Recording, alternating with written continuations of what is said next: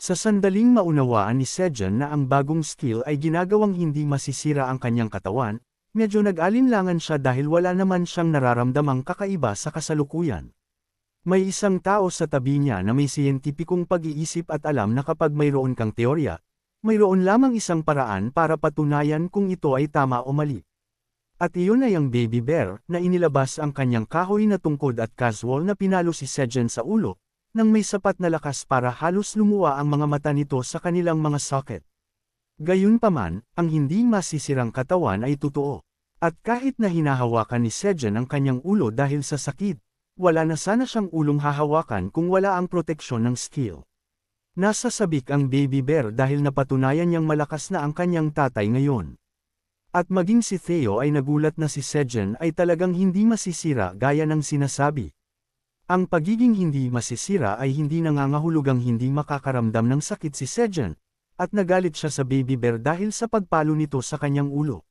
Sinabihan niya ang bear cub na wala itong hapunan ngayong gabi at walang child protection services sa tore na tutulong sa kanya. Lumingon si Sejong kay Eileen para pasalamatan ito sa kamangha-manghang regalo, at natutuwa naman ito na nagustuhan niya iyon. Maya-maya lang, isang bagong quest ang lumitaw sa harap niya at nagulat si Sejong dahil wala namang trigger para dito. Ang quest ay humihiling sa kanya na i-trigger ang Joy of Harvesting at kinapapalubon iyon ng paggamit ng harvesting skill ng 100,000 beses ng mag-isa.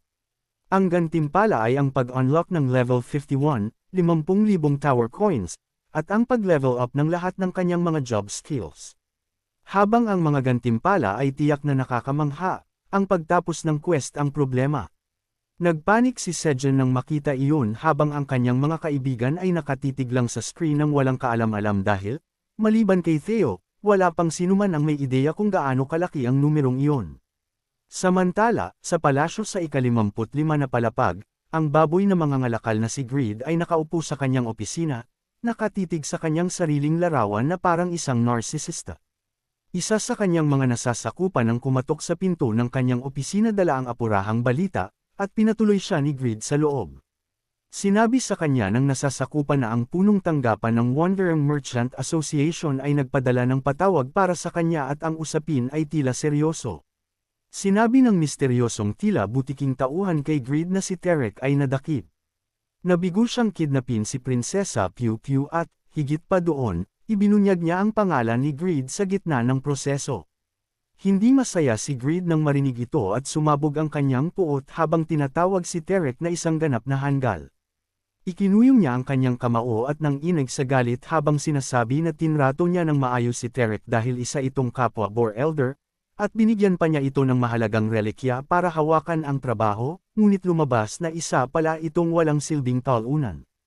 Pagkatapos ay tinanong ni Greed ang kanyang tauhan kung mayroon bang konkretong ebidensya na nag-uugnay sa mga krimen ni Terek sa kanya, dahil ang Wandering Merchant Association ay kumukuha ng maraming pera mula sa kanya, at kung sila ay kumikilos ng ganito katapang, nangangahulugan lamang ito na mayroong isang bagay na seryosong magdidiin sa kanya.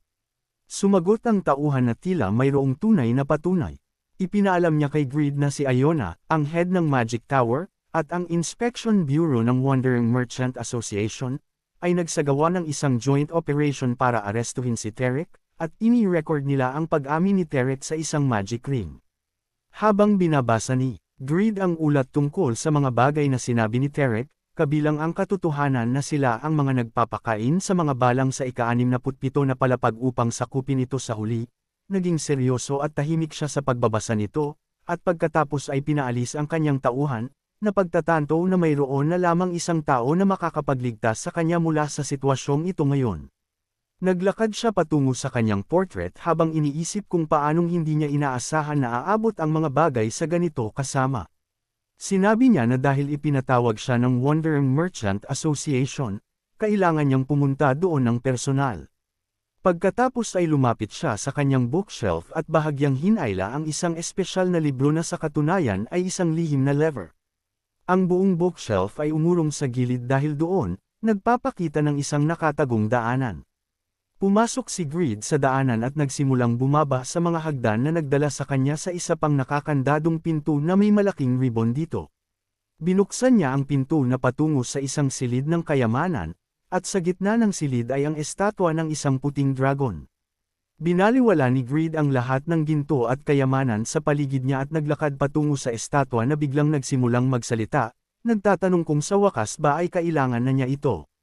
Nabigla si Greed sa mga salitang iyon, at yumukod siya sa harap ng estatwa ng may pagpapakumbaba. Tinatawag itong dakilang puting dragon, at ang puting dragon ay tila nakikipagsabwatan laban sa tore kasama ang baboy. Samantala, si Sejun at ang kanyang mga kaibigan ay nag-e-enjoy sa kanilang mapayapang buhay pagsasaka. Nag-aani sila mula sa malalawak na bukid sa labas habang nagdidilig ang iba kay Flame sa loob ng kuweba. Si Baby Bear ay kumukuha ng tubig mula sa lawa habang nakapaligid sa kanya ang mga baby rabbits, at si Pew Pew naman ay kinagigiliwan ng mga gray rabbits. Sa kabilang banda, ang inang kuneho ay nakarinig ng ilang kakaibang tunog na nagmumula sa isang sulok ng bukid, at lumabas na iyon pala ay sina Sejun, Theo, at ang itim na kuneho, na ginagamit ang kanilang buong lakas para bunutin ang nasa lupa.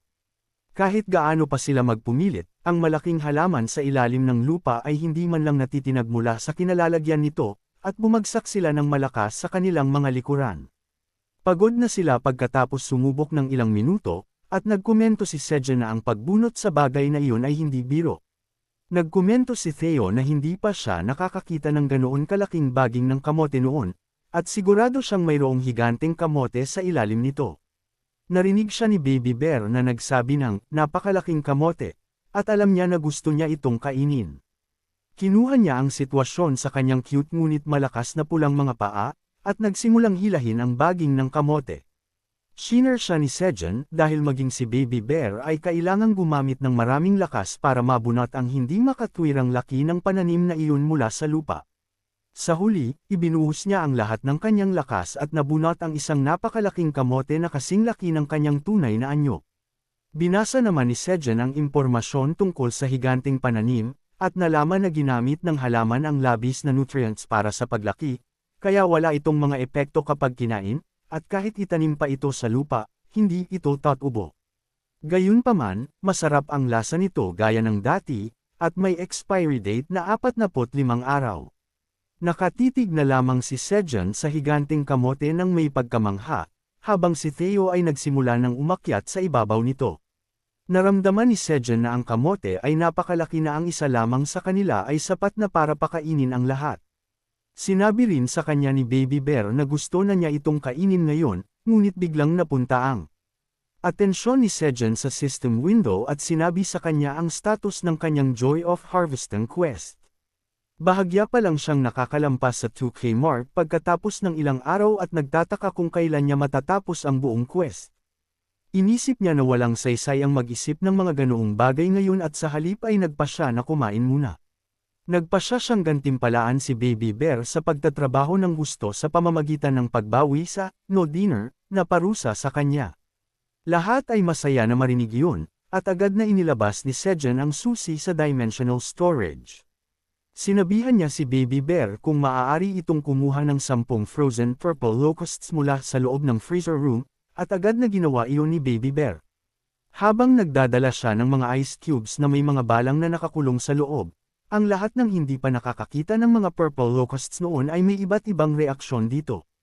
Habang ang Queen Bee ay nagulat lamang, ang mga kuneho naman ay nakita ang mga ito na nakakatakot at nakakadiri. Si Elka ay medyo curious tungkol sa kanila, at sinabi ni Theo sa lahat na hindi sila dapat humusga ng anuman base sa hitsura. Lalo na kapag ito ay nakakain. Sinabi niya sa mga kuneho na ang mga balang ay masarap ang lasa, at talagang naging curious na sila ngayon. Maya-maya ay natapos na ni Sejun ang pagluluto ng purple locust soup, at habang tinitikman niya ito, ang inang kuneho ay nakatitig sa sabaw na parang kung paano tumitig ang aking mga magulang sa akin kapag ibinabalik ko ang aking mga pinggan sa lababo. Hindi siya makapaniwala na ang sobrang pink na bagay ay nakakain pa. Sinabi ni Sejun na ang pagdagdag ng higanteng kamote sa sabaw para sa dagdag na tamis ay lalong nagpabuti sa lasa nito. Pagkatapos ay nag-abot siya ng mangkok sa inang kuneho at sa iba pa, ngunit masyado silang natatakot sa ideya ng pagkain ng pink na sabaw. Mayroong isang kuneho na hindi natatakot sa anumang bagay na pwedeng kainin, at humakbang siya pasulong para simulan ang daan para sa kanyang pamilya. Ito ang Chunky Cart Rabbit, na kinuha ang mangkok mula kay Sejin at pagkatapos ay nilunok ito sa isang lagukan. Habang sumisigaw siya sa tuwa matapos itong maubos, tinanong siya ni Sejin kung gusto pa niya ng isa pang mangkok. Well, hindi magiging chunky ang batang ito kung tatanggi siya sa mga ganoong alok, at nang makitang hindi naman siya namatay sa kakaibang hitsura ng sabaw, nagpasya na rin ang ibang mga kuneho na subukan ito. Nalaman nila na ang sabaw ay masarap naman pala talaga. Pagkatapos ay ibinigay ni Sejin ang mangkok kay Iona, ngunit sinabi nito sa kanya na hindi siya makakakain ngayon dahil kailangan niyang umalis agad para sa isang mahalagang bagay. Ipinabatid niya sa kanya na siya at si Piyo Piyo ay dadalo sa paglilitis kay Greed tungkol sa mga krimen nito, at oras na para harapin nito ang mga kahihinatnan ng kanyang mga masasamang gawa. Lumabas na ang itim na kuneho ay sasama rin kay Iona bilang bodyguard ni Piyo Piyo, at ninais ni Sejin ang ikabubuti nila para sa paglilitis. Eksakto namang bumalik si Garen mula sa paglalakad sa paligid ng bukid, at tinanong siya ni Theo kung nag-enjoy ba siya sa kanyang paglalakad.